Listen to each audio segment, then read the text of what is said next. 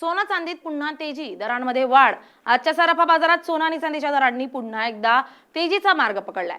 काही दिवसांच्या चढउतारानंतर मौल्यवान धातूंमध्ये वाढ नोंदवल्या गेल्यानं बाजारात उत्साहाचं वातावरण निर्माण झालंय।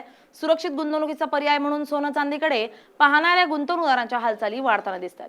आज 24 कॅरेट सोन्याचा दर प्रति 10 ग्रॅम 1,43,530 इतका नोंदवला गेलाय, तर चांदीचा दर प्रति किलो 2,22,950 वर पोहोचला असून दोन्ही धातूंमध्ये वाढ झाल्यानं सराफा बाजार पुन्हा चर्चेत आलाय।